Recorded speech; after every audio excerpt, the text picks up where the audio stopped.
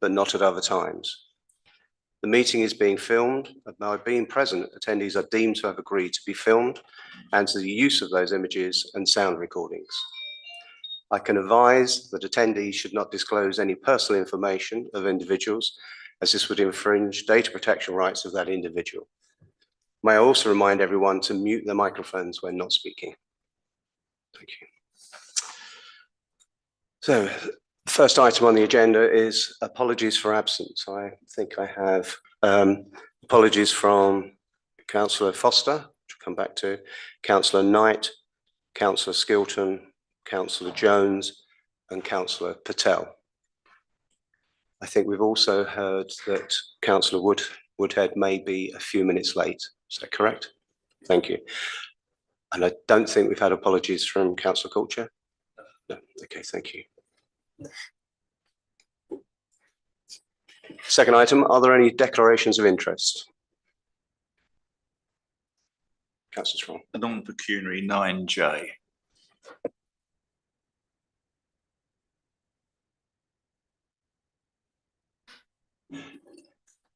Councillor Russell. Non-pecuniary 9A. My daughter is the treasurer of the Air Cadets, so I won't speak on that item. Okay, thank you. Next item is Town Mayor's announcements. Unfortunately, the Mayor is not here this evening. He has given his apologies. Unfortunately, his wife has had a fall and he unfortunately is not able to attend tonight. The only thing I would like to mention at this point is that I did attend the business forum on Monday. I have to say it was a very good event, well attended by people from various authorities and from business. I think we can learn a lot from that meeting, and I think we'd like to have another one in the future. So I think those who were there, I want to see a few nods around the room. I think we agree that it was a good event and we'd like to do it again. Thank you. Next item is public open session. We don't seem to have anyone here. Do we have anyone online, please?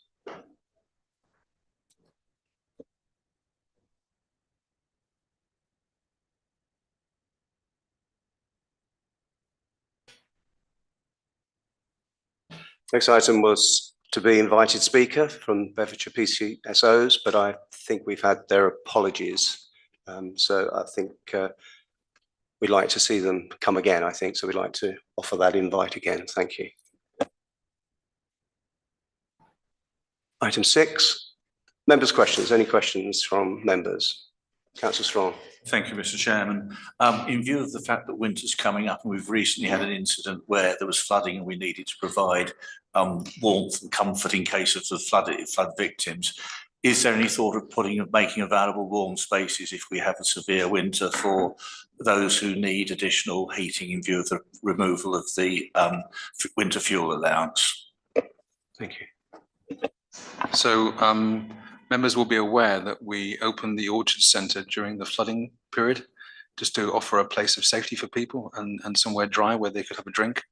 That same logic, I think, would extend if weather becomes bad during the winter period, and we'd give consideration to that. But I think we need to keep a careful eye on the nature of that weather and liaise with emergency planning within CBC. Councillor Russell. I'm sorry, but I'm going to keep harping on about this.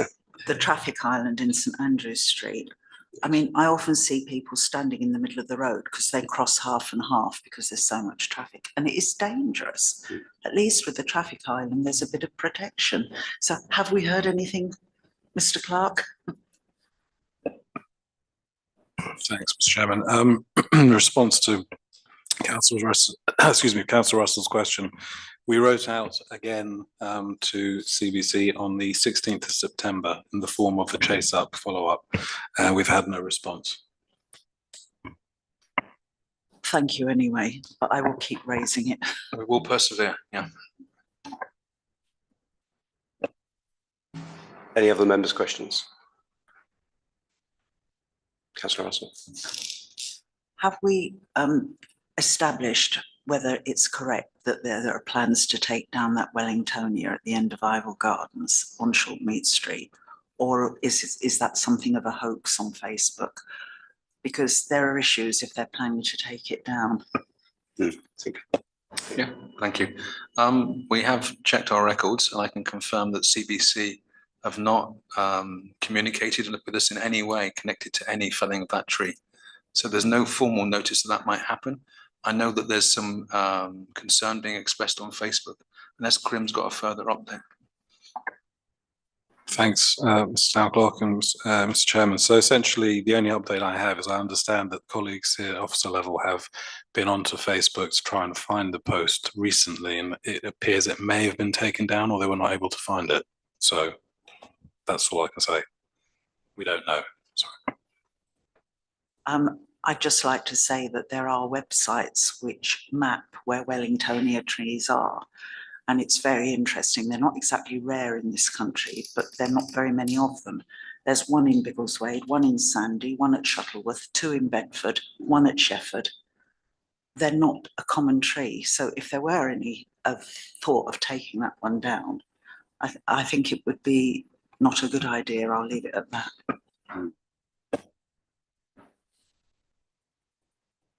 Do you want to reply? We've obviously members are aware we have got a tree survey in the sense that mapped all of the relevant trees within the area. That needs to be upgraded actually in the new year, so we'll continue to do that. But we can reach out to CBC and ask the formal question.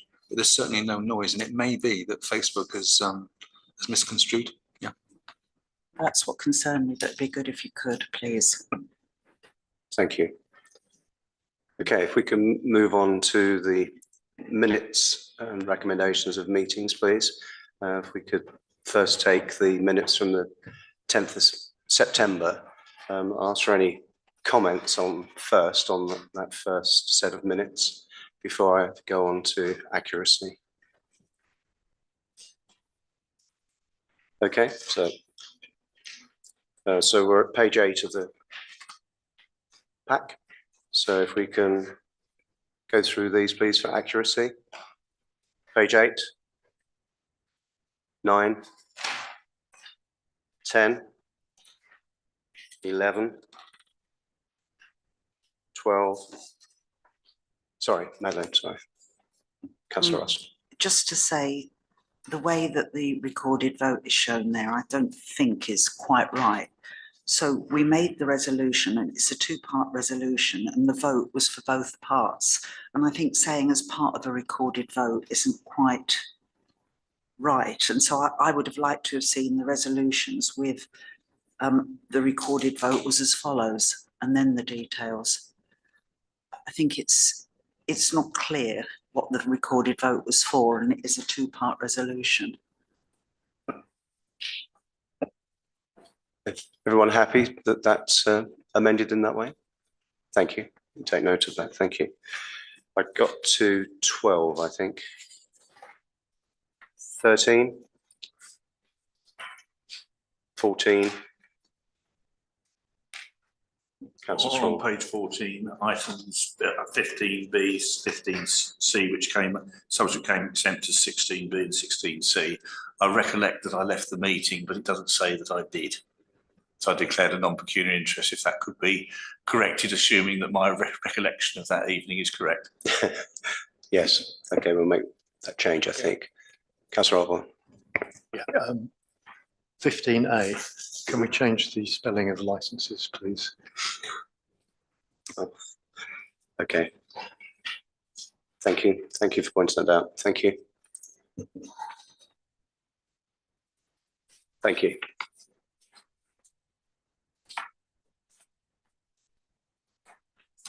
Can I move on to 24th of September, please, as well, for comments?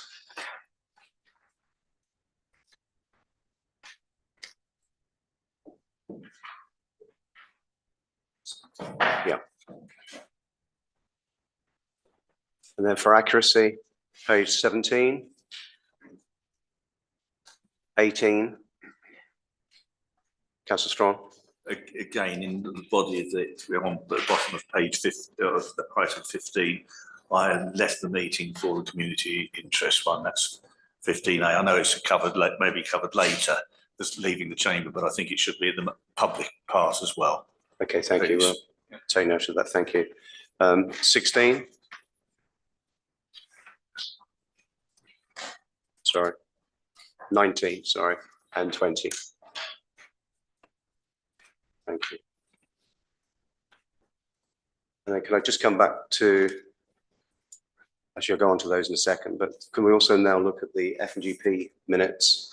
I think we're just going to take note of these from an accuracy point of view.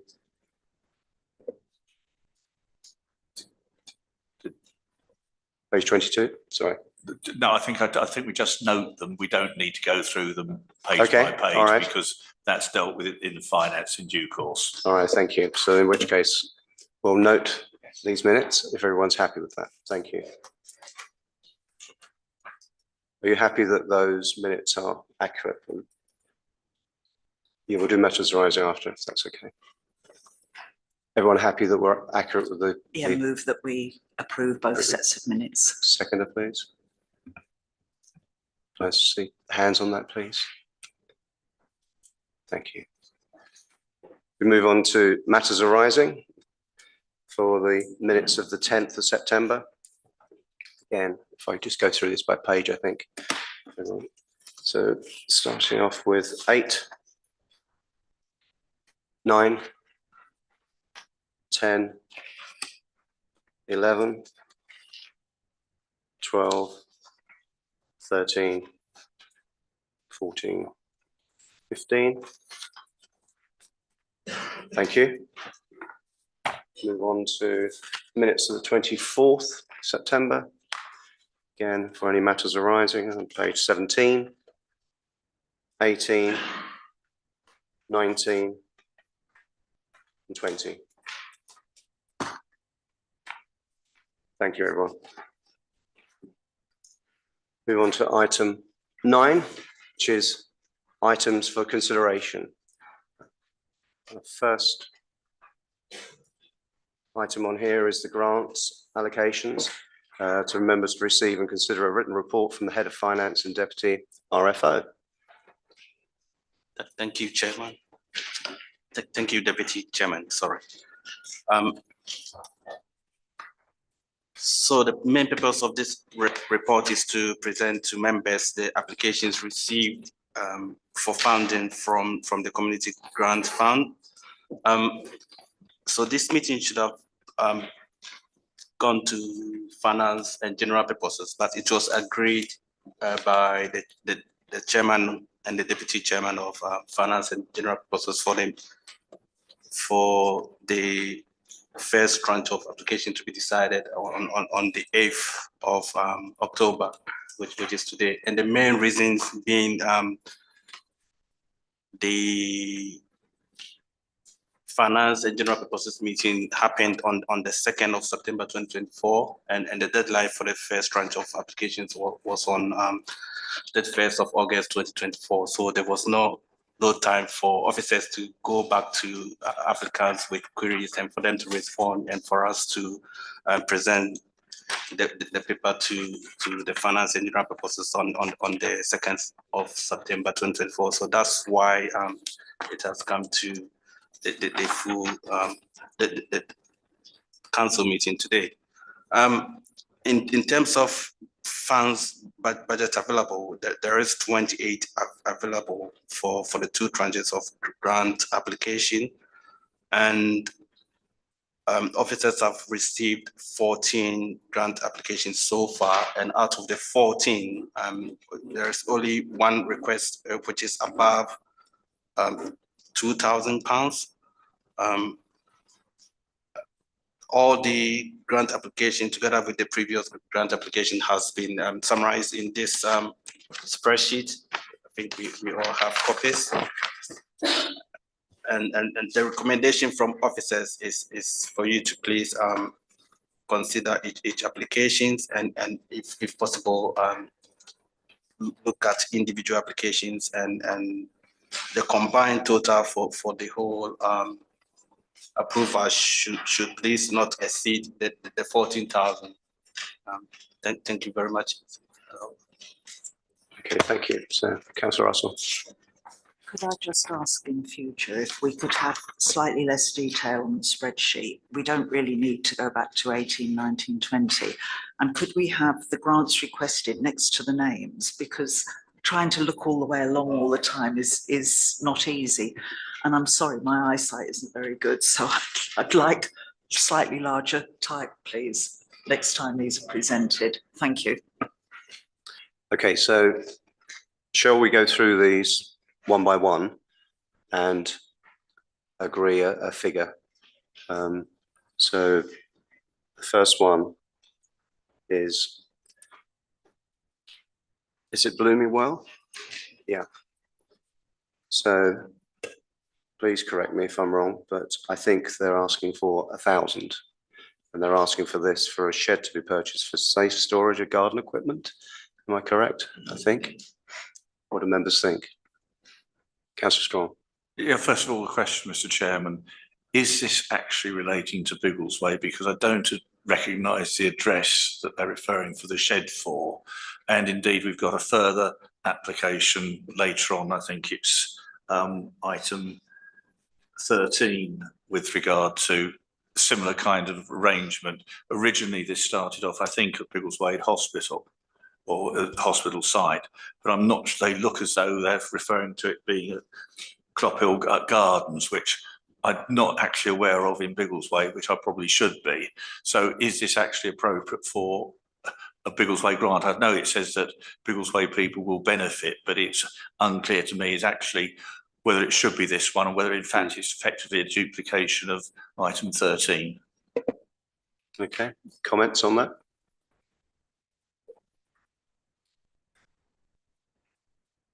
Ines. Councillor Agnew.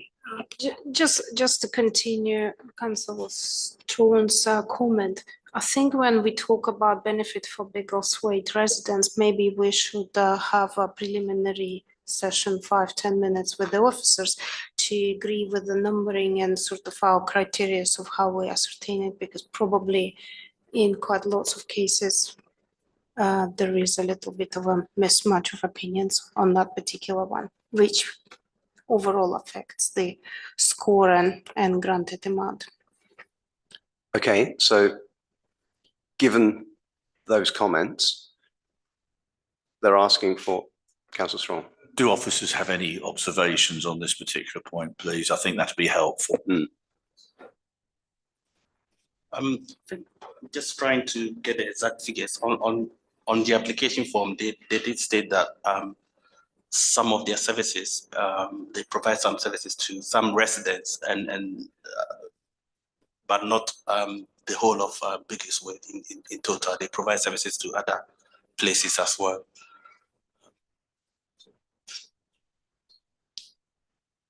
It is both Biggleswade and somewhere else. So it's not just Biggleswade, it's Biggleswade, and you can classify it as possibly 50-50. Okay. Councillor Woodhead. Thanks. I mean, I think the only observation I would make is I haven't come across this CIC before, but we do have a very active Biggleswade community garden already. I mean, it may not be doing the same thing, but which is obviously very much focused in the town. And I'd suggest a way forward that if, as Ernest has outlined, there may be some benefit to local residents. Maybe we go for 50% of what they've asked for example, just to get the ball rolling. But obviously happy to have other comments, but I haven't come across them before. And I think I know a lot of the charities and organisations Biggleswade. So yeah, if that's helpful, I think maybe 50% of what they've asked for. But I suspect Councillor Thomas may know more as well. Okay, thank you, Councillor Thomas. Yeah, as part of the gardening group, we've worked a little bit with Blooming Well. They've supported the gardening group in events, 1 or 2 events, but they do operate in a larger area than just Biggleswade, I believe. But they have been helpful. They gave us a free stand somewhere to promote the gardening group to try and get new members. And there was a couple of other bits and pieces they helped with. So they are active in Biggleswade. Right. I wouldn't say very active, but they're helpful. Okay, so is Councillor Russell. I was just going to second the proposal from Councillor Woodhead for 500. Yeah, is everyone happy that we put 500 in for this at this point, and we can come back and review the whole lot in a second? Okay. Would someone be good enough to keep track of the numbers? Yeah, as we go through, please. Thank you. The next one is the Sea Cadets refurbishment of the unit premises. I think it's a grade 2 listed building, I think. They're asking for 2,000. Comments, please. Councillor Woodhead. Sorry, yeah, I mean, just to reinforce, I think their own comments, they're based in the old police station around the corner.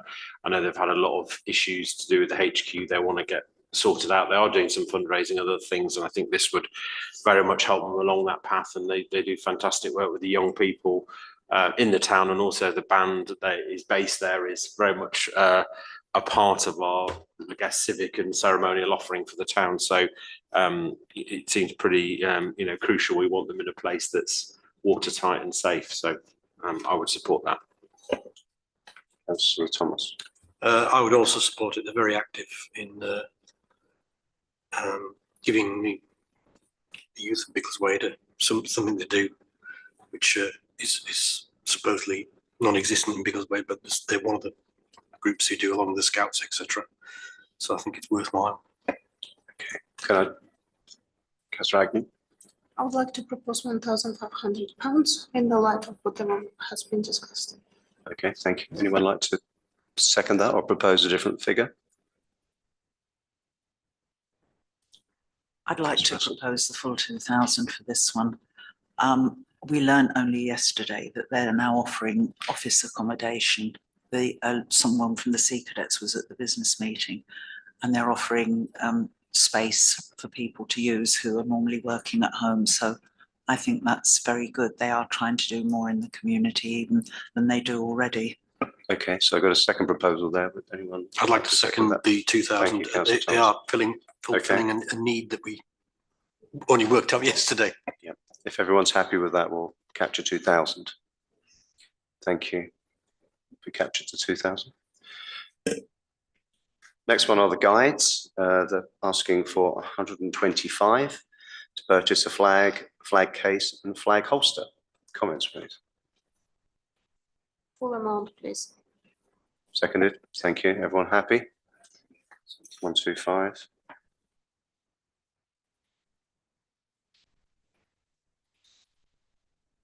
The next one is for, I think that's Biggs Theatre, isn't it? Yeah, sorry, I've written down the wrong thing in there. This is to open up a bar servery in the main space separate from the existing bar. Do you have any comments on that? Just highlight an issue. Sure. I understand from the documentation we've got that this might be a revenue funding request, in which case, if it is that case, it wouldn't meet the criterion for grant application. Okay. Any other comments on that at this stage? Would like to propose? Sorry, is there any space to confirm that or is it just a thought? In the application, that's what it specifies. Okay, So yeah, fair enough. It doesn't meet Yeah. our financial regulations or our policy connected to grant applications. Okay, fair enough. Would anyone like to make a proposal on an amount there then, having heard that? If it's revenue and we're not going to support it, then perhaps we could tell them that there is another grant application round, and if they can put It's the a very right good sort of idea. bid together, but then we would look at it carefully. Very good idea. So are we agreeing at this stage to a 0 for this grant for the reasons that the clerk has?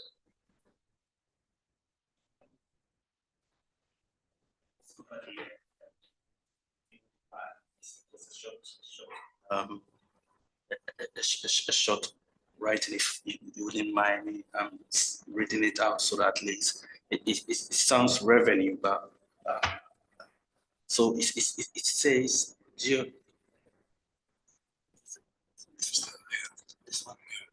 it says we want to open up a bar. This is 7. For what purposes are you seeking this assistance? So this is the purpose.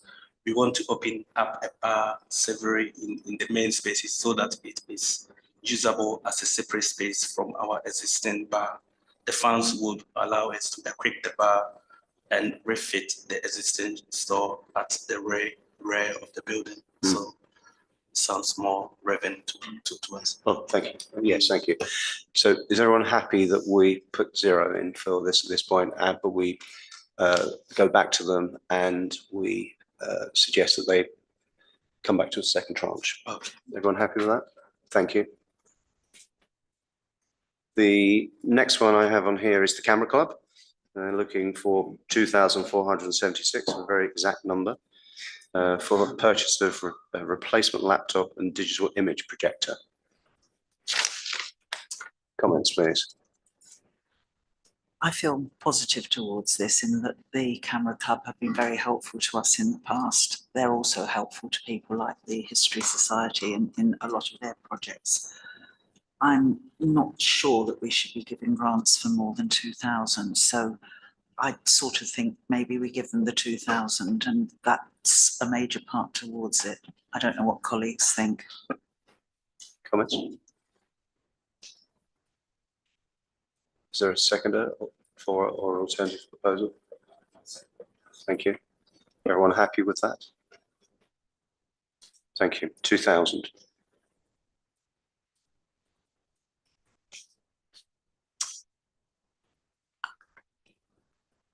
One of the community groups, Biggleswade Community News Monthly. I think they're looking for printing 1,500 copies of Biggleswade Community News Monthly, looking for £1,500. Again, comments on that, please. Councillor Russell. I think we should continue to help them.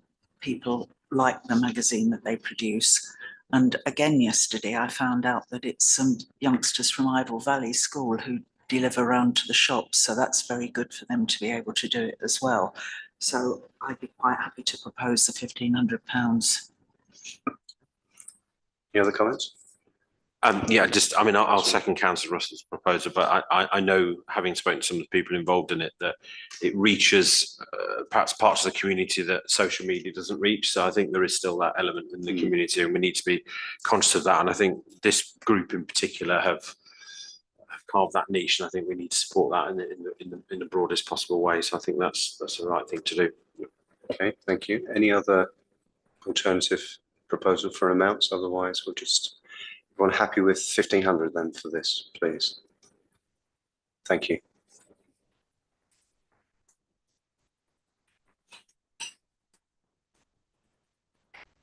This is for the safety group of, again, very exact number, £448.99 for purchase of smoke alarms, personal alarms and equipment. I think it's basically what they give out to people, isn't it? Councillor Strong. I propose the full amount. Okay. Any comments or second? Councillor Orban, second. Thank you. So go for 448.99. Thank you. And then I think the next group is Good Neighbours, and they're asking for 488 to cover the running costs, insurance and mobile phone contracts, I think. Comments, please. Councillor Orban. Yeah, I propose a full amount. We do a good job in town, I think. Okay. Councillor Thomas, second. Everyone happy with that? We'll go with 488 there as well. Thank you. And the next one I have is warm spaces, using the Labour Hall to provide a warm space, drinks and company. They're asking for £250. Comments, please. Councillor Ackman. Full amount, please. Full amount. Any thoughts or on that number? Anyone like to second that? Councillor Strong? If everyone's happy, we'll go with 250. Thank you. Next one I have is the air ambulance, I think. Running costs for medics flying to deliver urgent care to patients of £650. Comments? Councillor Strong? I think that does an excellent service, hopefully never needed, but it will be needed for some, I'm afraid, for some of our residents. But I suggest 50%, which is 325. 325. That's very good. Seconded. Yeah, I'll second that as well. It's just an observation that we actually have two air ambulance services locally. We've got Magpras, we have the East of England air ambulance as well. Yes. So I guess if we split it in half, if we were ever approached by the other one, then we can at least seem to be even-handed in terms of support. But yeah, that was the only comment really. But they do, as Councillor Strawn said, they do valuable work. So Okay, certainly support it. thank you. We're happy with 325, everyone. Thank you. Thank you. And then Masters of Defence. They're asking for £2,000 for equipment to allow teaching of historical European martial arts. Sorry, members of Defence, if you're listening. Comments, please. Councillor Russell. I think half of that amount, £1,000. Thank you. Everyone happy? Okay, £1,000 in, please. And I've got the ATC for £1,500, equipment for cadets to support the adventure training element. Comments, please. Councillor Woodhead. Yeah, I mean, I've been to see the air cadets based on Shortland Street, and I think the amount's important because of it's mainly for the Duke of Edinburgh Award kit, which of course is quite expensive and wears out, and they also need to lend it out to people. So, I mean, I would be supportive of the full amount, but that's just to give it some context. I think it is really it's mainly for their outward bound stuff and Duke of Edinburgh Award. So, Okay. Any other comments or thoughts around that? If there aren't any, anyone like to second that? Second that, they do an excellent job and should be supported. Okay, everyone happy with £1,500 for that? Thank you. And then I have mental health is written down, looking for £500, purchase of various gardening equipment. Councillor I Strawn. propose the full amount. That's clearly a Biggleswade project. So, and it's capital equipment that they will need for many years to come, hopefully. Thank you. Thank you, Councillor Arnold. So everyone happy with £500 for that? Thank you. And the last one on my list is VegBox, looking for £600 to cover travel expenses of volunteers purchasing of fruit and vegetables. Comments, thoughts? Councillor Agnew. We discussed this case before, and we were discussing the benefits to the local area, so I propose half of the amount they're asking. For Okay. the same reason as was discussed before. Right. Okay. Anyone comment on that or second? Yep. Okay. Everyone happy with 300? Thank you. Can I now ask for someone with a calculator to give me a number? Perhaps we'll ask for a second person as well to make sure we've got the right number. Thank you. So the total is £10,936.99. Thank you. Would anyone like to propose that is the amount that we agree to and go forward? Councillor Strawn? Oh, I'll propose that. Thank you. All right, second. Councillor Russell? Thank you. Thank you very much, everybody. Thank you.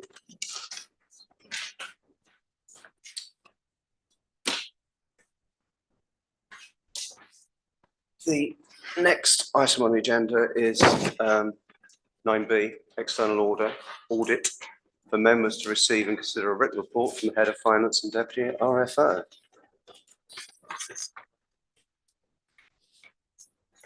Thank you very much. So the council received the audited AGAP back from Mazes on the 19th of September 2024 and the completion letter as well. So the conclusion was on the basis of their review, the session 1 and session 2, nothing has the return is in accordance with proper practices and no other matters have come to their attention. So they also added a certificate certificate of completion for the AGA as well. However, they raise few minor scope for improvement. One that the first one about the public rights, we've already discussed it at this council. It's literally to make sure that for the public rights, the notification date is not the same day as the date of commencement.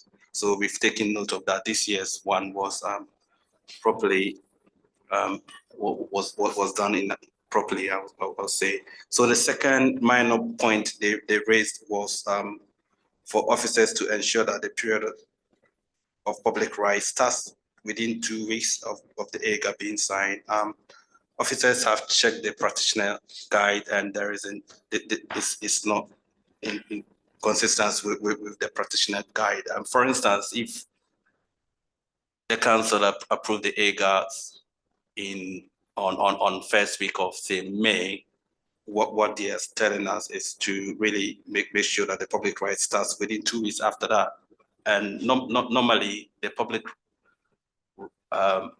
the duration of the public rights should always include, I think, 11 days of July as well. So if they tell us if they are telling us to really make sure that once the AGA is approved, we start the public rights straight away, it's inconsistent, and I'll leave the rest for Peter to comment on it. They also mentioned about the accuracy. There was a minor typo with post 4, which has been corrected already, and that was a value. It was a value. Yeah. The difference was only about £40 or so. So that has already been corrected. When we go to point 4, they also mentioned that going forward we use their pro forma. Again, there are various external audit firms, so this is not inconsistent with the practitioners' guide. But officers will try and use any pro forma they give us in future as much it's consistent with the practitioners' guide. The fifth one was it's just a comment. They made a comment that any time the council appoints an internal auditor, we should minute the competency of that particular internal auditor. Again, this is not inconsistent with the practitioners' guide. I mean, there is a very thorough process for appointing an internal auditor. I think I'll leave the rest for the clerk to finish. All I was going to reiterate was that, as Zonis was saying, there are predominantly 2 to 3 external audit firms that offer the service, and they have their own localized ways of working. The legalese connected to this is the document that we've referred to before, and this exactly is very, very specific as to the nature of what councils are obliged to do. We follow this to the letter. This is our Bible connected to it, but there is some local practice connected to Mazars, which we try to adhere to. But there's nothing fundamental here. I think it's a good outcome for the council. So hopefully that we can move forward and proceed with the sign off. Thank you. Thank you. Have you finished? Yes. Thank you. So I think there's four items on here for us to look at. 2 look as if they've been completed on the 20th of September, both of them.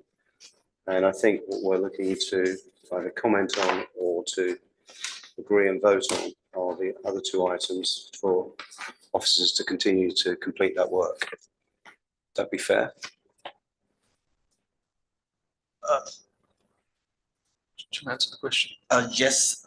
Okay. So effectively, all that we're seeking input from members is to A, make sure that they've read the responses from Mazars, the other associated actions are disciplining action by officers. So it's really a recognition from members that they've read the comments from Mazars and happy to proceed. Okay, so you're asking us just to note everything. Thank But you. it is a within our standing orders, it's very clear that the members should consider the report. Right. Yeah. Right. Comments, Councillor Alder. So, Tony, why is it that Mazars are recommending us to proceed in one direction, which conflicts with the practitioner's guide. Is that to help them because they've got their particular ways of working, or are they? Well, why are they in conflict with the practitioner's guide? I guess is the question. I think that's an interesting question. I mean, if you pick one observation they make, there's a standard pro forma that you complete when you submit information. What we've done is submitted all the information in a slightly revised pro forma. It's neither here nor there. It's a comment of no great added value. They're very much aware that this is the statute. This is what we must follow to the letter. This is what we do. So it's difficult to answer that question. It's maybe their localized best practice. That's the nicest thing to say. Thank you. Councillor Strong. Having noted all the comments, particularly with regard to their pro forma, and having noted the clerk's comments concerning the pro forma, is there anything wrong with Mazars' pro forma that means that we would be going against good practice to complete it? Because it seems to me that if we complete it on the basis that they're asking, and it's only as long as they're our auditors, there's no harm in us doing that just from doing it. I think we should note it, and I think we should try and assist them if that's their recommendation. After all, they are the auditors, and we are trying to keep them satisfied. Yeah, yes, please. Yeah, thank you very much. I had a lot of deliberations with them, and they never raised it. If they raised it as an issue or asked to complete this particular pro forma, that would have been done. I mean, they've come back with a series of questions and they never mention it. So I was surprised to see it in their comments. I think I'm trying to find some nice words. The person who completed the audit is a new auditor. They are learning the common practice associated with town councils. I think it's an opportunity for them to learn more about the process. Thank you. Councillor Strong. In that case, I move that we have considered the report and noted all the auditors' comments. Thank you. Is everyone happy with that? Everyone happy with that? Let's show of hands, please, on that one. Move forward. Thank you. Thank you very much. Thank you. Next item on the agenda is the member officer protocol, a document for us to review and to potentially agree and adopt this evening. Just a little bit of a preamble that the mayor and myself and the clerk have been through this document and made a number of changes by including the best of the town council's words and some from NAUC and so on. But over to you, please, for any comments. Catherine. Hi, this is with being on the other side, but hello, everybody. Not a whole lot that really changed in this document. Obviously, as we all know, it's good practice to review this as regularly as possible. So we're going for on a yearly basis. Main things to note is overridingly the intent to work in collaboration is a really big aspect of this document that we tried to put in, trying to get officers and members to work together on any policies coming up, any projects coming up, just trying to get that as much as possible into the document. And obviously making sure that the document matches all of the terminology that we use in the council, making sure to capitalise our C's and our T's and everywhere that we can. And yeah, just making sure that it's following all the best practices that we do. That's it. We can take over. Thank you. Peter, yes, please. Although the document isn't quite ready yet, one of the other key documents that we're in the process of completing and we'll share with council shortly is a code of conduct that would supplement this. In some of the policy documentation that we've been looking at, it does refer to a code of conduct.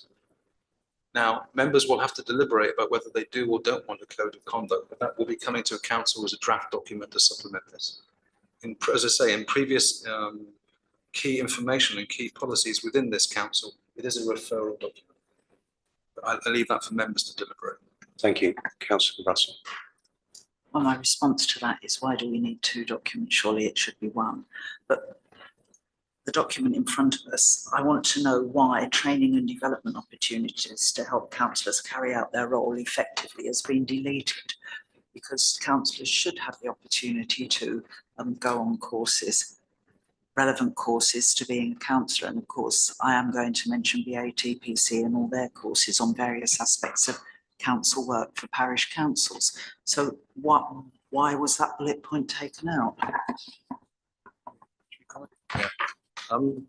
I think the reason it was taken out was that there's already duplication, so that comment's already enshrined in standing orders. We can reiterate it in here if we want to, and of course it's common practice to make sure that that's available.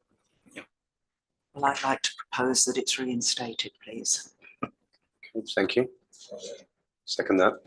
Happy for that. Thank you. The other comments? Councillor Alba. Two minor comments. So on page 43 in section 2, the second line there is says one and another. So it's talking about councillors and officers. They are indispensable to one and another. I think that would read better as one and another. Yeah, or each other. Or Each other, maybe. Yeah. Is that okay? Mind changing that? Thank you. And the second point is on page 45. So this section 12 here. So the friendly relations has been replaced by effective communication. It's fine, but the sentence that follows that has got a however it begins with however, and that seems unnecessary.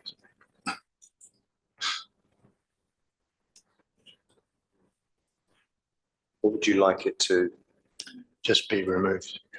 start mutual respect? Yes. Happy with that, everybody?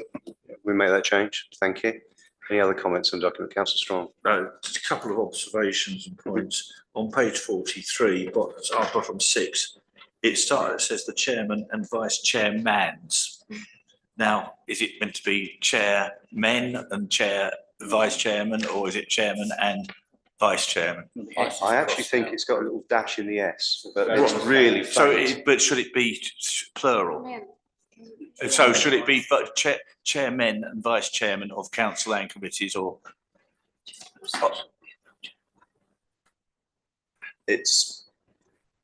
I'd take advice on that, to be honest, but the chairman and vice chair is the way it sort of reads and sounds better, but It's just a question of whether it's singular or plural. okay, And if it was plural, it would be men. yes. Should be Okay. singular. The other point, which is, there are a lot of deletions here.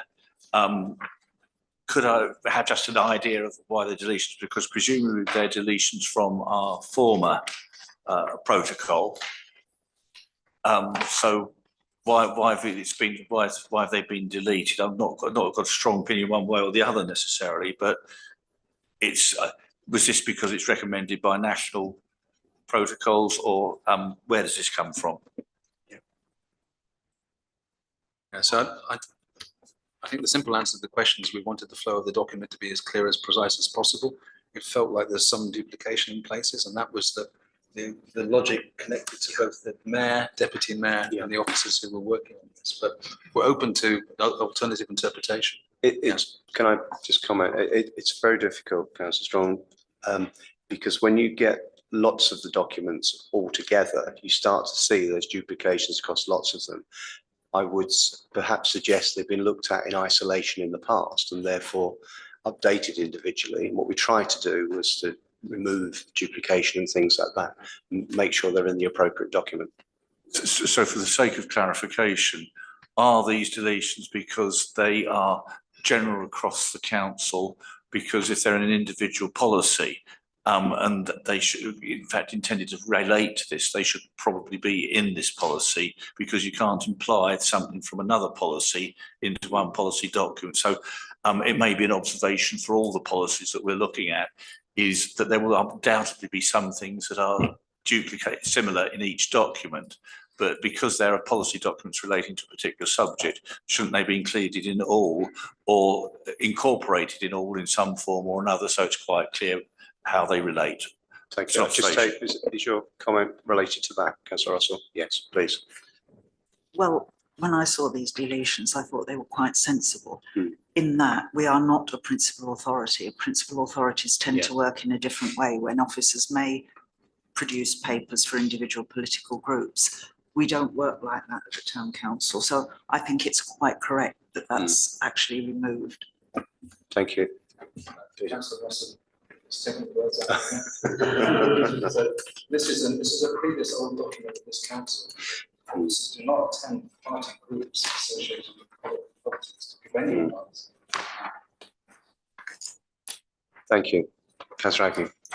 2 points. One, going back to chairman, I think recent inclusivity rules would suggest chairperson. But I mean, I know it's some people do not like this, but that jumps into the eye because every corporate documentation would avoid that. That's a minor. What I wanted to ask whether in the expectation part, when we talk about councillors to expect, we need to suggest some kind of phrase where we expect the officers to communicate with us before they put any announcements on the social media. Maybe that is crossing over our communication rules or policies, but when I read this, what I definitely would like to expect as a councillor is that on the important and urgent matters, somebody from the councillors is consulted before any publishing is going into the social media channels. And that would be the expectation, but I don't know, maybe we've expressed it somewhere else, but also equally, do we have any comms policy that probably duplicates that? Would you like to comment on that? Yeah, sure. I mean, members will be aware, I'm just trying to recall that we do have a communication strategy that was put through to members. It's quite a detailed document that was signed off in regard to that. Thank you. Do you want to briefly update on? To my knowledge, the Communications and Events Officer is currently reviewing that document. We are looking at the social media policy and how many times we pass it past members. I think that is going to come back to council at some point. It's just the document isn't quite ready yet. So we're just trying to get all of the feedback from the working group. I think that was on about that. Just to add to that, if I can. At the moment, obviously, careful consideration is given to what is posted on social media and the communication that goes out to the council. And the fact that we've now got a communication events officer, I think is really professionalising that offer. It would be very untypical for officers to go through operational matters connected to members in regard to comms messages, even on social media. Officers need to make sure that that's precise and professional before it's posted and communicate it to members prior to residents so that you can then field any questions. Thank you. Okay, thank you. Does that answer your question, Councillor Agnew? Yes, and I mean, partially it's probably relevant to Councillor Russell's earlier comment that when we discuss this kind of policies, if some of them are not ready yet, it's like a continuous work in progress and we can't quite square them to the point of, okay, that's finite version, because we can see the parallel streams going. I think to a certain extent, as soon as we agree them, they're almost out of date immediately. Unfortunately, it's just the nature of what we do. Thank you. Any other comments? Otherwise, I'll ask for a proposal, please, to look at that we adopt these and vote. Move it be adopted subject to the observations made. Thank you. Any seconder for that, please? Okay, can I show hands vote, please? Thank you, that's carried. Thank you very much. Next item on the agenda is the scheme of delegations. Another document here that we have similar vein that's been worked on. And we're being asked to adopt this policy this evening after reviewing it. Any comments, please? Councillor North.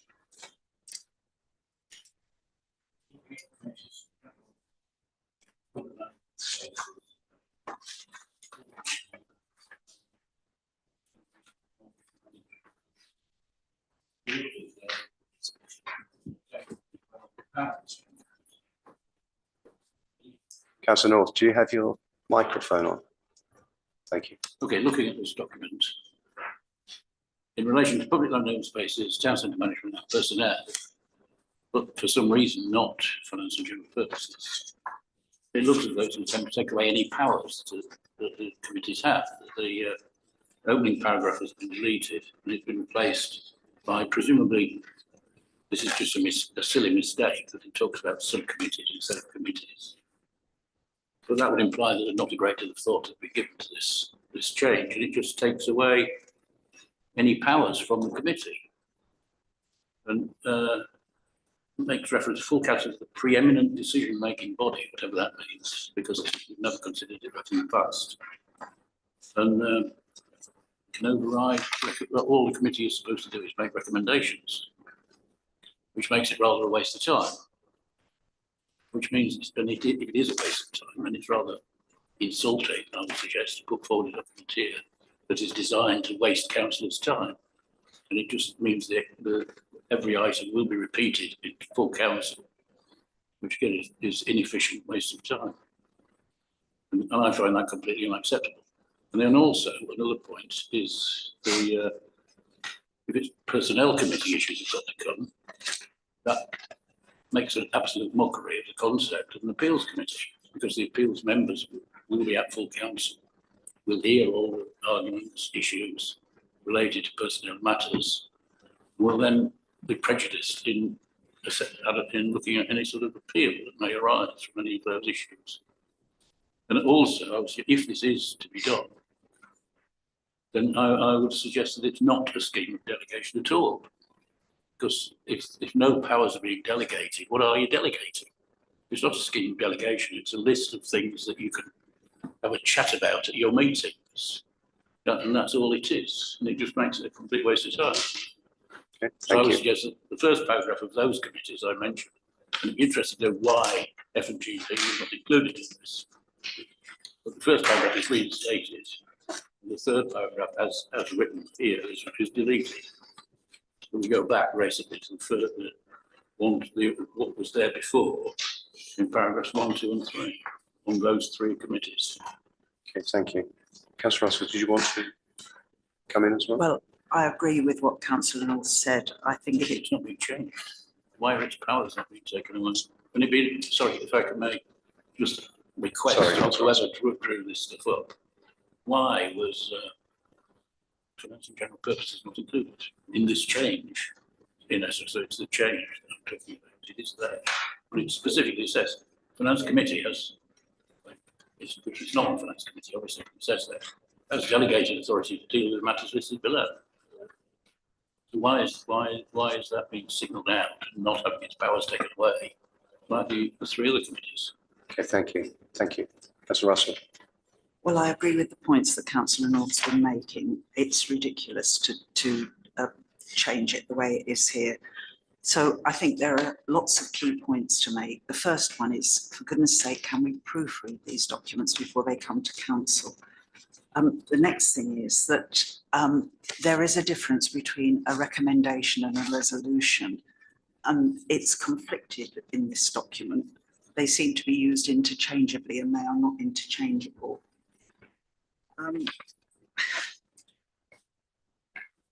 There's obviously a concern amongst officers who drafted this that council committees, and we are standing committees, and a standing committee has a special legal definition for government. It means it's a permanent committee of the council. So we have the council and we have 5 standing committees, and that's been like that ever since I became a town councillor in 2003, and no doubt lots of years before that, and I'm sure other councillors could say so. So can we refer please to these as committees, not subcommittees? We do not have subcommittees in this council. We tend to have standing committees, and then we have working groups, which are task and finish groups as necessary. And their delegation comes from council when the working group is set up. It's told what it's looking at, and it is not a decision-making body. A working group makes recommendations back to council. So I think that that's another issue. But what I'd like to propose is that to get through this, the committee has delegated authority. That paragraph stands. And it says only where sufficient budgetary provision exists or can be borrowed from in the approved budget of the committee. I Sorry, don't, which page you're on, sorry? I'm on, well, it's on all of them except F and GP, but I'm actually on page 54, Chairman. Thank you. But the first paragraph at the top, I don't know whether colleagues would feel that a subcommittee, as we are calling them here, but actually a standing committee, should have the power to spend £15,000, the same as the clerk in the delegated amounts, and then make any recommendations to council for sums larger than £15,000. And certainly for capital projects, that stands, that all capital projects should come to town council. We already take the minutes of the standing committees to the next town council meeting, but I think it would be far more effective that if there are recommendations from the standing committees, that should be a separate item on the agenda so that it's very clear that there's a recommendation, rather than we are just noting the minutes. We have to consider a recommendation from the standing committee. So I think that's what I'd like to propose, that the first paragraph stands, but perhaps with a ceiling of £15,000, and certainly capital projects come to the town council, that the minutes do go to the next town council meeting for noting that if there is a recommendation, it's a separate item on the agenda. And I think I've said other things, but the only other thing is please do proofread these, because there are so many problems here, and stop referring to the two subcommittees, which we don't have. So that's my proposal. Thank you. Before I ask for comments or a second on that, Councillor Strawn, I think you had to. Well, I understand exactly where Councillor Russell is coming from, but in view of all the comments that have been made so far, I'm not prepared to agree any of these policies tonight. I think, or the scheme tonight, because there are questions, because there's a difference between resolved matters, which are true delegated powers, and recommendations, which are items that are under the overall supervision of the committee, but need, for a variety of reasons, to go as recommendations to council. I think Councillor Russell's quite right in the suggestion that the recommendations are actually itemised on the council agenda. I think that would make it a lot clearer. I think also, if you look at the deletions and additions of the preamble about the delegated authority, there are different wordings in every one that have been deleted. So there needs to be consistency amongst all these. So whilst I share Councillor Russell's sympathies with everything that she said about what should be in these, I don't think we can approve a scheme of delegation when it's in the form that it is at the moment. And I would ask that officers bring this back to council if Councillor Russell's proposal is lost.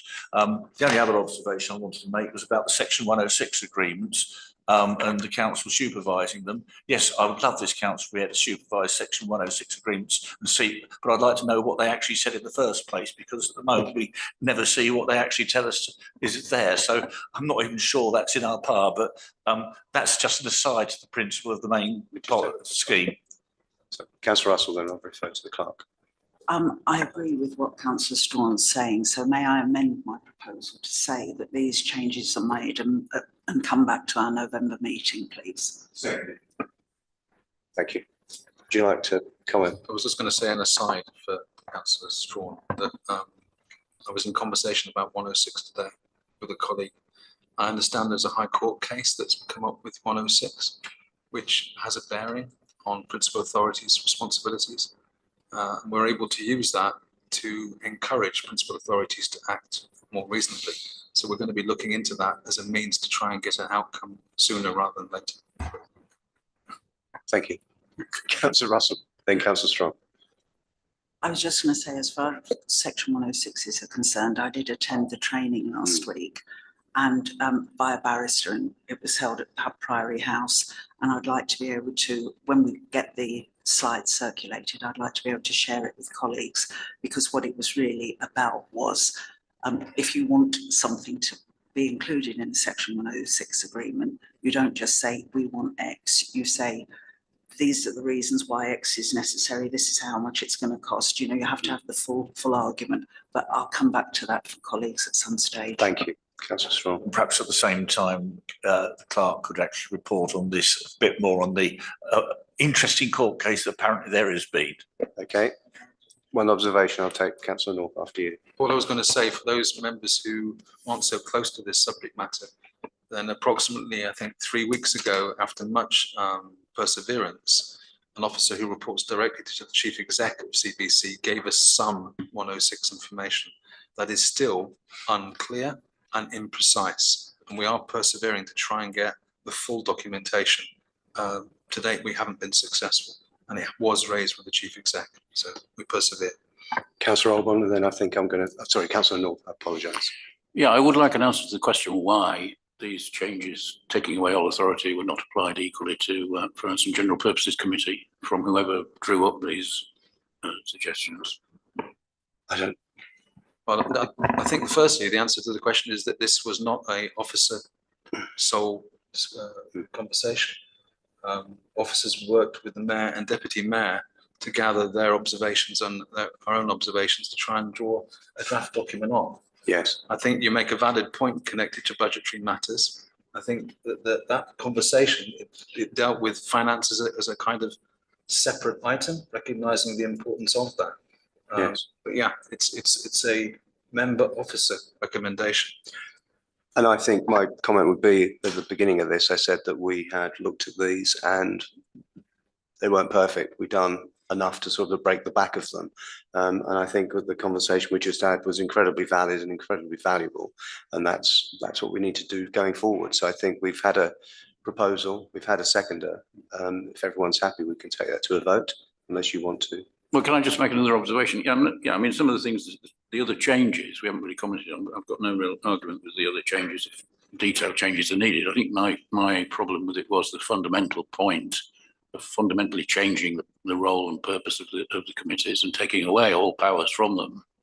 And I still would like to answer the question why this was thought right to do for town centre management, for public land open spaces, for personnel, but not for finance and general purposes. If you want an honest answer, I don't have a straight recollection of us actually doing that consciously. So, Councillor Alban. Thank you. Yeah, a couple of points. So for town centre management and personnel, the fourth paragraph down, I think, it's responsible for, and then the rest of the paragraph, the rest of that sentence is struck out. So it's responsible for the control and development, repairs, maintenance, etc., which makes sense. But I think it also makes sense for public land and open spaces, because that still has the original wording, and that doesn't make sense with some of the bullet points that follow. So I think that should be removed there as well. Okay, thank you to make that change. And did you have a second one? I think. Yeah. And on page 61,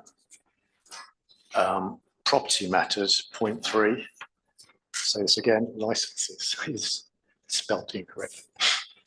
Well, it is correct. It's correctly spelt in number 1, but number 3, the US spelling is corrected. I've seen this a number of times in council documents, so I think maybe there's a spelling checker setting that might need to be tweaked. Thank you. Maybe that could be looked at as well. No, there are 2 spellings of license. License as a noun is with a C. License as a verb is with an S. It's not an Americanism. It's whether it's a noun or a verb, please. Yeah, the American version of that is they use C in both of the noun and the verb, whereas British English, the noun is C, the verb is S. So I think we had a proposal from Councillor Russell that was seconded by Councillor Strong, to ensure that we have committees, not subcommittees. We would look at £15,000 as. Did I say subcommittee? Oh, I apologise. I meant committee to say there should be standing committees, £15,000 budgetary amounts, and they would have delegated authority. And the suggestion would be that these changes would be made, and then we would have the opportunity to review this document again at the November council meeting.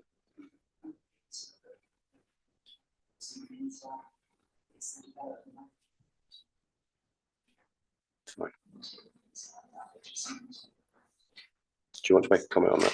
All I was going to say, somebody who's used to working in a principal authority, Councillor Russell was right to say they are standing committees. In the previous documentation of the council, they were referred to as subcommittees, that's what we haven't changed. So yeah. Yeah, it's a good point. Maybe right, but they need changing, they're wrong.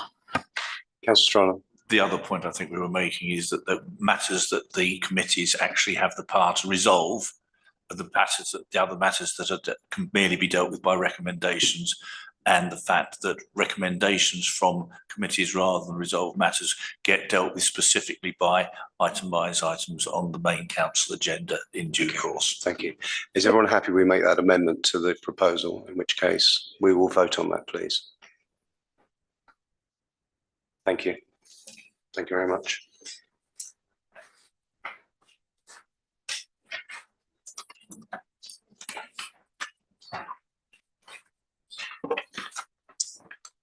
Takes us on to, I think, Linsell Bequest Charity. We've got two items here, Linsell's Bequest Charity and then the upcoming council reserve date. One sort of goes before the other because the Bequest Charity, we're looking at taking that to the meeting, reserve meeting on October the 22nd. But if we discuss that at E, we haven't yet discussed, we would agree to that meeting at F. So with that in mind, is everyone happy to take it in the order that it's currently on the agenda, or would they like it to be swapped around? Or does it not matter at all? I think so. So for members to consider and approve holding the council reserve meeting on Tuesday the 22nd of October to host an additional council meeting, followed by the requested Linsell's trust meeting in item 9F. The reserve meeting will discuss the emerging projects and capital borrowing requirements as a single agenda item. Is everyone happy with that? Move it. Seconded. Thank you. And we go back to E, to members to receive and consider a written report from the head of finance and deputy IFO regards Linsell's. Thank you, Chairman. So in terms of background, the cricket ground was gifted to the town council, and the accounts of the charity at the moment is separate from the town council's account. The town council is the sole trustee of the charity as it stands, and members approved the deed of amendment at this town council during the meeting on the 13th of August 2024. And according to 8.1 of the deed, trustees must hold at least 2 meetings in each year. So what officers are recommended is for members to hold their first trustee meeting on the 22nd of October. Thank you. What I was going to add to that was that we've begun to draft an agenda for that meeting. Obviously, it's not a meeting of council, and we've drawn up some draft terms of reference. And at that meeting, the members who attend that will have to determine a chair for the meeting. Thank you. Thank you. We've already agreed to the meeting on the 20th. Sorry, Councillor Strong. I'm just going to say move that the meeting be held at that time and the comments of the clerk be noted with regard to the format, which is different from a council meeting. Thank you. Seconded, please. Councillor Russell, everyone happy? Thank you very much. That takes us on to Town Centre Car Parks Project Update Report. Karim, you're going to pick this up. Thank you. Thanks, Mr. Chairman. So in terms of the car park project, the report that's before yourselves this evening was fit for purpose as of when it was published. A few days after, we received an email from CBC officers, traffic officers on this, confirming an expected completion date for the traffic regulation order by the legal team of an expected date of 8 weeks, which would take us to the end of November. Yeah, so essentially that's where we're at. Everything else within the report remains constant. There's just one other point I actually want to raise here in terms of recent history on the process here, the toing and froing of this traffic regulation order document between ourselves. Obviously, members and officers collaborated very well during, I think, at least August, late August, on this document, and we provided all of the suggested changes to the document. I suggest actually more than in good faith in terms of operationalizing the document better and making it more easy to read and understand from a layperson's point of view.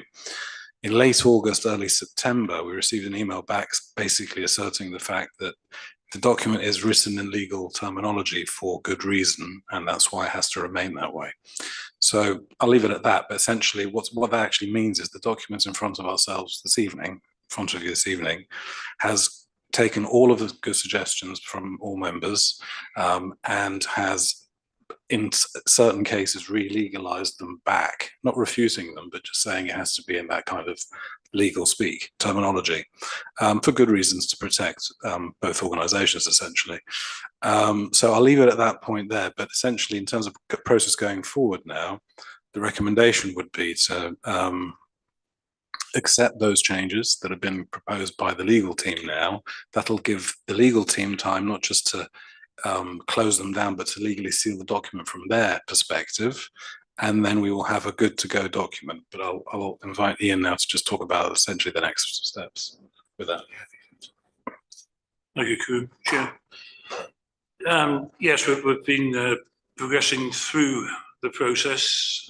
As Karim says, that's going to take longer than expected. It's been kicked back by legal officers to CBC. So it's largely true as it is written, except that because there's going to be an 8-week delay now, 7-week delay, so we've worked through a week. We're looking at this going through in December. It probably means that the first machines will be installed in January. It probably won't be Dan Alborn. We'll probably trial one initially in Rose Lane car park because we've got one down there which is out of order and will never be in order because it's beyond economic repair. And besides that, we've stripped it for spares. So if we replace one there, we can trial that unimpeded, as it were, and go blind on that for a trial period. If it's all holding up well, we'll proceed with the rollout of the other ones. Of course, we've still got to get the signpost, the legal lettering and that's done. But that will be when CBC legal team have finally got around to completing. Thank you. Clark and then Councillor Strong.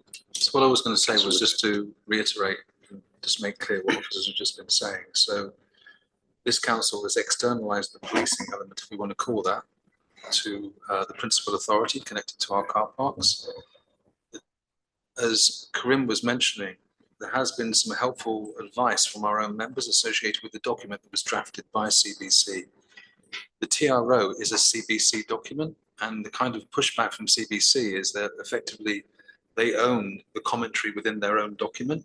And as much as what we've said perhaps might be considered to be reasonable, it's their document. We have the power as a council, as a town council, to police our own car parks. It just so happens in this council, we choose not to empower ourselves associated with that or employ anybody associated with it. It has been a long process, a long drawn out process, and it is frustrating. Thank you. Thank you. Councillor Strong, Councillor Woodhead, Councillor Russell. Thank you, Chairman. I note the observations of CBC's officers. Yes, there are legal reasons why they do it. I think it's quite right that we made our observations, but this is a legal document. The first question is, am I correct in assuming that this document presented to us tonight for recommendation for signature actually is the final CBC document, and with all everything being incorporated, that subject to their satisfaction, and hasn't been adulterated or amended at all by us? That's the first question. Do you want to do both questions? Or the second question is, it says on page 87, item 1.1, this order shall come into operation on the XX day of October 2024. Now, before we can approve it, we need a date in there. And has that date been approved or otherwise, or should it just be left blank to be completed by CBC when with the document signed? Because we could, at the moment, we've had different days in intention. There's also a practical element with regard to the installation of the machines. Is there any reason why we can't have a machine actually physically installed and in place now in readiness for the new regulations coming into place? Because presumably it could still be set to take our existing car parking charges, would only need to be updated when the TRO comes into force. Thank you. Corinne, do you want to respond? Thanks, if I may. So thanks to essentially the three questions, I think in order.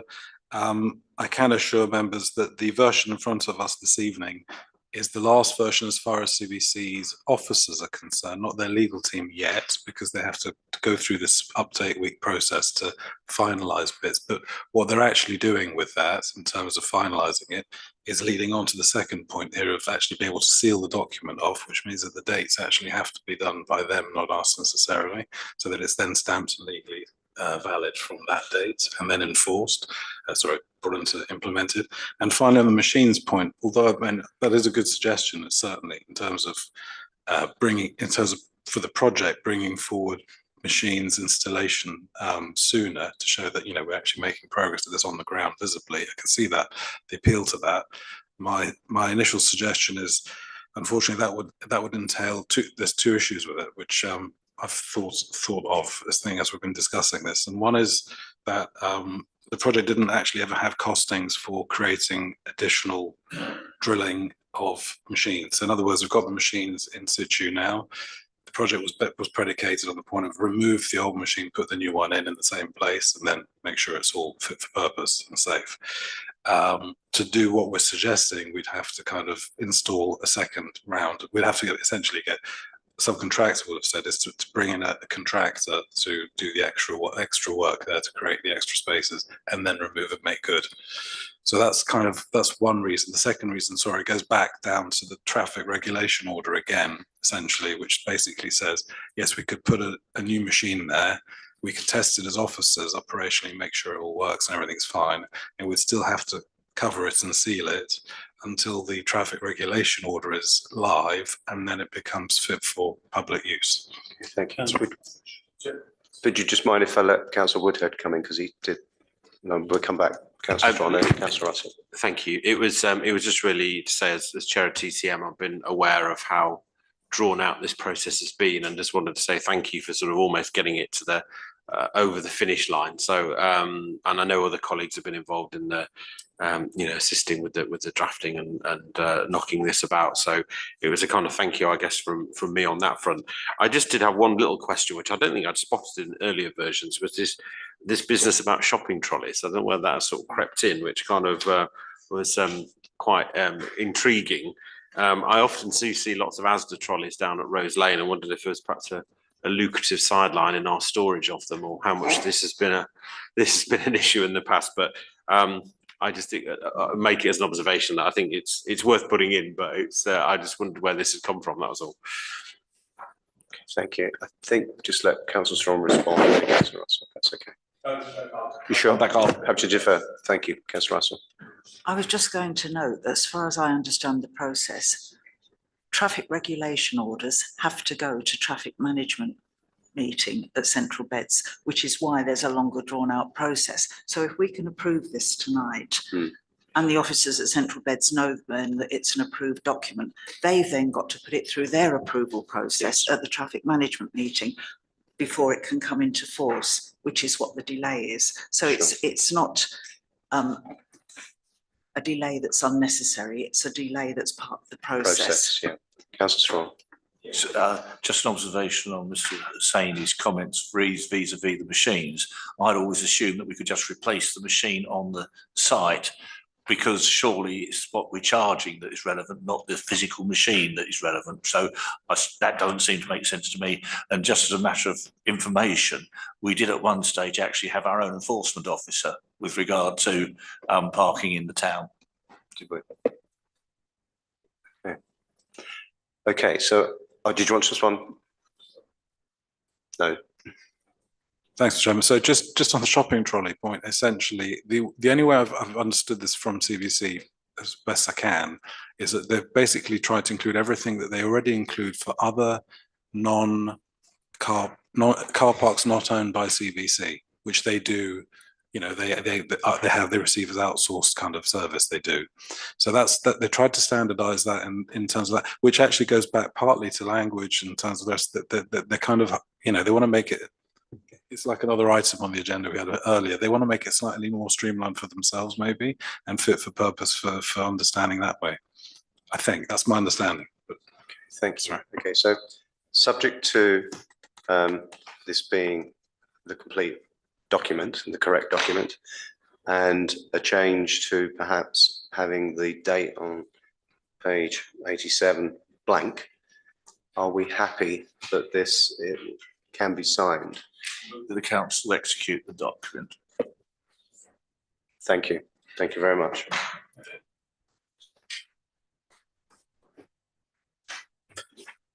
I haven't done a vote yet, no. Could we vote on that, please? Thank you. Thank you. Thank you. It's too keen to move on to the next one. Sorry.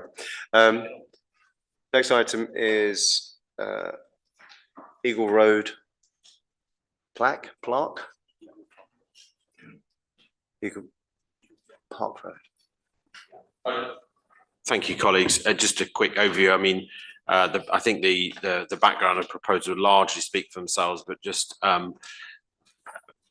essentially what I'm seeking council support for in this motion is you'll see we're coming up to the sort of 80th anniversary of this particular incident, this crash that happened on Eagle Farm Road. There hasn't really been any recognition around the town or in the area of it. And I feel that sort of the anniversary is a good time to recognise that.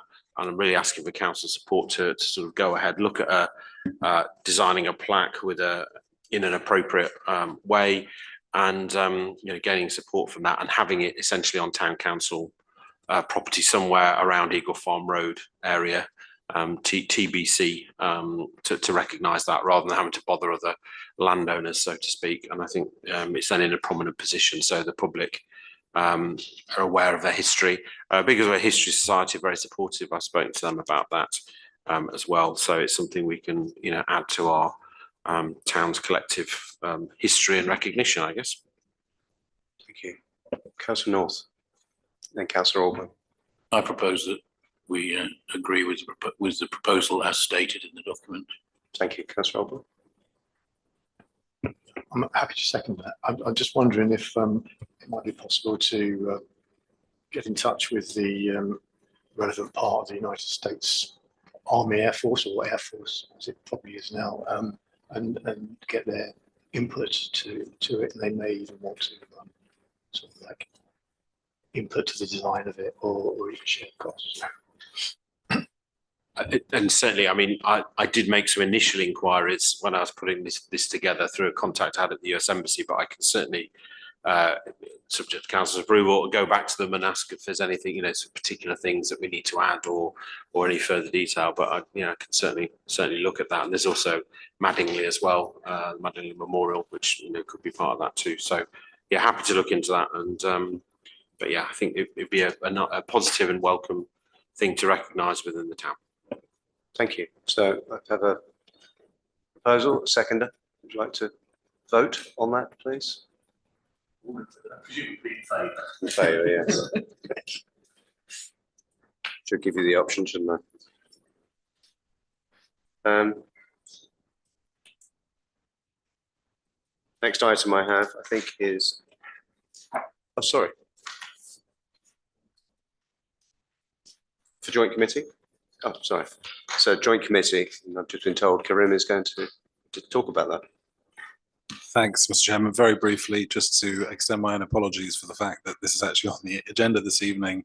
It was an oversight, I think, on my behalf. Essentially, obviously, we're bound to bring it back by our excellent standing orders to make this kind of discussion point. on this change of date between Tuesday and a Thursday, because of course the joint committee is next week. That's what we need to do in terms of like that. Yeah, So always on the Thursday. that's right. Yeah. It's always on Thursday. Okay. So our understanding is the joint committee is normally on a Thursday. In the previous documentation that was offered to council, it was described as on a Tuesday date. CBC highlighted the fact that it should normally be on a Thursday, and they've asked for it to be on a Thursday. Has the chairman agreed to it? Because as vice chairman, I knew nothing about this until I got the agenda. I was quite happy with it on a Tuesday. Councillor Tranter agreed to it. It's not down to officers, it's down to the chairman of the committee. Do we know? My understanding is that we do not know in terms of have had a response back from Councillor Tractor on this point. So Just confirm which officer within CBC has requested the change. would have been the Sarah Hughes. Sarah Hughes. Yeah. And no pressure, obviously, but it's cutting it fine in terms of getting the invitations out. So I think what all we're looking at here is for us to just to note this change. But I think we do need to just absolutely check that all the people who are going to be at that meeting are aware that it's being changed. I think that would be, and to check with the chair and the vice chair, I think would be the first point, just to make sure before everyone else is aligned to that meeting, if that's okay. Councillor Russell. I think it's very difficult to change things at short notice, but I definitely think that we need to know whether Councillor Tranter is available. I can actually make either date, but I'm not happy with dates being changed at the last minute. No, I agree. Could we find out, please, and maybe come back to the members of the joint committee? I don't think we need to come back to everyone here. Councillor Strong.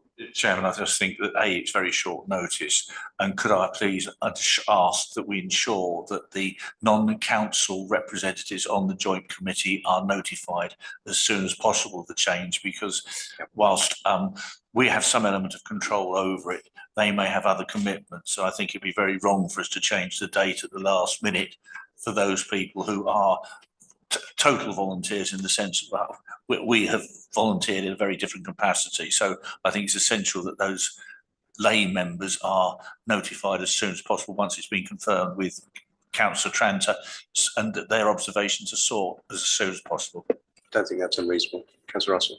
I'm almost of the opinion that yes, Councillor Tranter is the important one, but maybe there should, Sarah Hughes, if it's she who's requested it, should phone round all the members of the committee and see if they're available.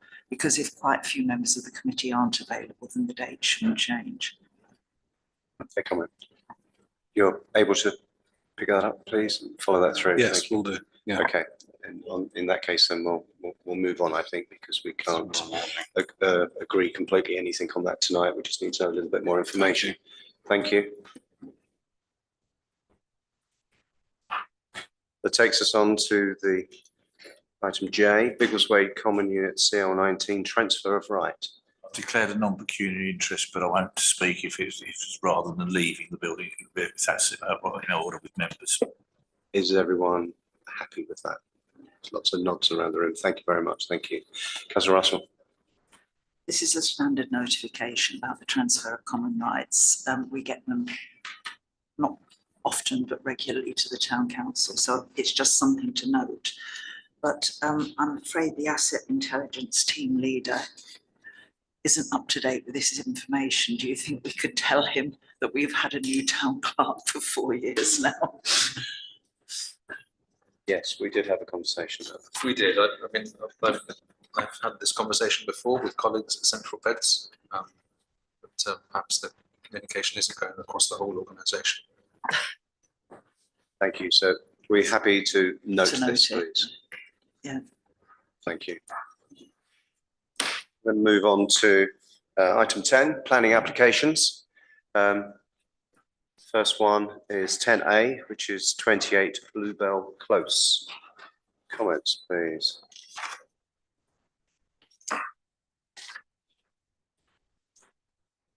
I looked at this and it's a retrospective request. It's actually already been converted, I think.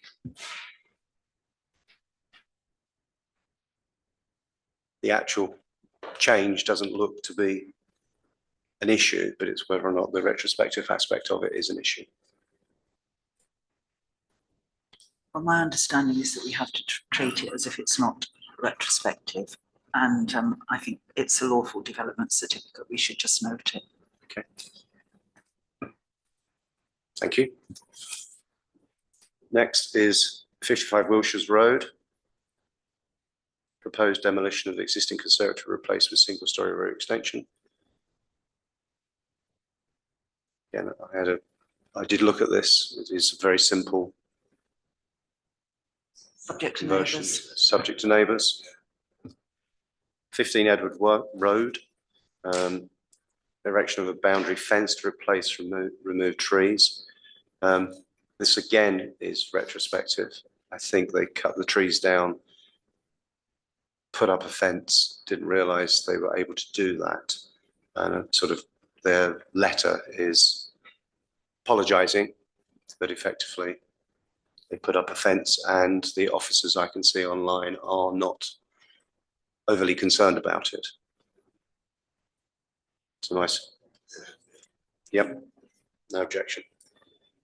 D, 3 Sage Close, which is a single-storey front porch extension. Subject to neighbours. 12 Venus Avenue, single-storey rear extension. Again, To neighbours. subject to neighbours, thank you. And then we get on to the F, which is the former New Inn public house, which I understand is called Miss Vietnam.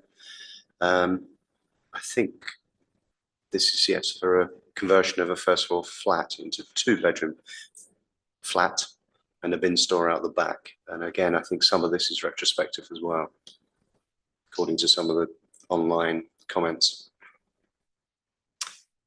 Councillor Russell. There has been accommodation on the first floor previously when it was a public house. And I don't think there's anything to object to here. I'd second that. It's clearly, but obviously it has been accommodation historically. It just looks as though they're probably separating it from the main building. Yeah, I noticed there were some comments in here about sound, and they were looking for, I think there was some sort of covenant around, there had to be special things put in place as a result of this, but I think they're doing all of that. So I don't think, again, I agree. Thank you. Everyone happy with that? No objection. And then the next one is the same, but this is for installation of fascia signage to the front and rear of the building, and it's retrospective. I think it's already there. Any objections? No, so no objection. Thank you. 4 St Andrew Street, Biggleswade. Works to a tree preservation order, reduce the height to 3 metres. Councillor Woodhead. I was just, I don't know if we were able to get any sort of further clarity as to where, 'cause in the text here, it mentions on the side of the care home car park, but I'm not quite clear why that is in St Andrew Street.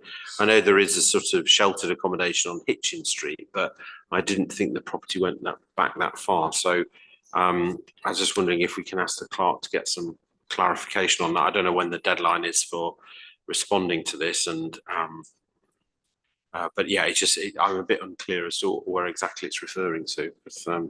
There is a care home, but it's on Shortmead Street, not on St Andrew Street. But unless it's just, yeah, I'm unclear as to the property it's actually referring to. So I don't think we can comment on it unless we know exactly where it is. I did look at it online, and I think it's a Masonic building, and out the back there are some flats, 1, 2, 3 buildings. There might be 2-storey, but it was one of those, number 4, I think.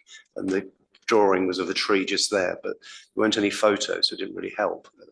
So I think that's, your comment still holds, please. Thank you. We're happy to allow that to happen, get some clarity before we comment on this. Thank you very much, everyone. 5 Wolf Mews, Biggleswade, works to a tree, tree preservation order, prune back the overhanging horse chestnut to the boundary line. Noted. And the same for 6 Wharf Mews. I'm assuming that's next door. Similar problem, may even be a similar tree. Noted. Thank you very much, everyone. Then we have the planning outcomes document. Any comments on this, if you can read it? It's quite small.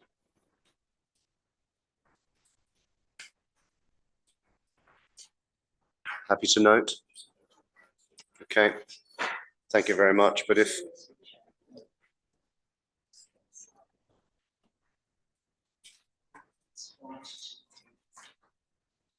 yep, that'll be fine.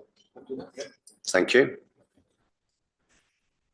We then move on to item 12, which are the accounts. To Ernest. Thank you, Chairman. So the usual 4 reports are on the council's website, which is the balance sheet as at end of August 2024, the income and expenditure and the payment lesson, which includes the debits and all payments above £500, and the summary of the income and expenditure. The projected outturn after month 4 suggests a deficit of about 66,776 at the end of the financial year 2024-2025. The deficit includes the committed expenditure related to professional and legal fees, for appeal application, and also pitch maintenance. All these are both of them have been approved by council to be sourced from the general reserve. As officers, we will continue to monitor the deficit, and there is a likelihood that there would be some cost reductions and efficiencies to reduce this deficit.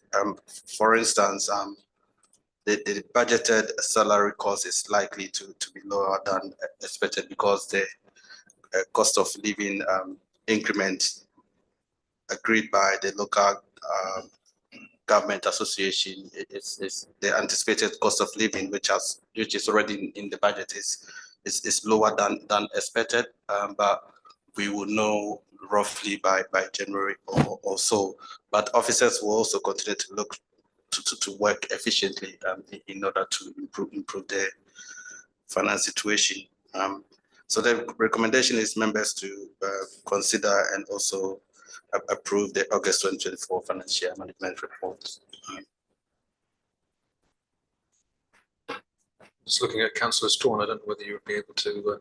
Well, I think if there is a very good commentary, I think, in the appendix. It's actually on the physical paperwork, Appendix A, which actually has a lot of the explanation that Mr. Paul's just given us. So I move that we note the report and approve the same. Thank you. Seconded. Councillor Agnew. Vote, please. Let's carry. Councillor North. Did you want to vote? Yes, you did. Thank you.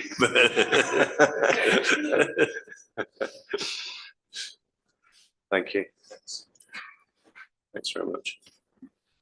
I think we are now on to. Did you want to say something? Oh, okay. Yeah. Item 13, items for information, which is standing orders. Did you want to say something about this, please? Yeah. Only to say that in the previous council agenda, we gave notification to members that one of the key documents that the council was looking to review was our standing orders. There's a draft copy of the emerging standing orders that's been attached to the agenda. That's for members to consider, and it will be added to the next council agenda so that we can have a proper conversation. If in the meantime, when members are reading through this document, they'd like to make any observations, and please perhaps I'd like to email those observations to me, and we'll encapsulate them into Councillor Russell. I don't think emailing to the clerk is the right way forward, because I could email something, Jonathan could, Councillor Woodhead could email the opposite, and then, you know, where has that got us? We've always had an informal meeting to look through these and to see how we all feel about things. And I'd like to suggest that we have an informal discussion after the town council meeting on the 22nd of October, when anybody can raise any points that they want to on this. We'll all be here for the council meeting, and it's a chance to then have a sensible discussion about it. And in the meanwhile, I'd like to ask that the whole thing is properly proofread.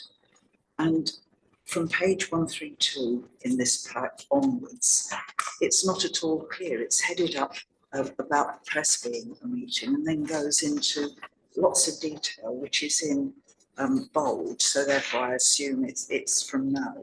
But it's all about taking place in premises that aren't used for the supply of alcohol. 3 days clear notice and that.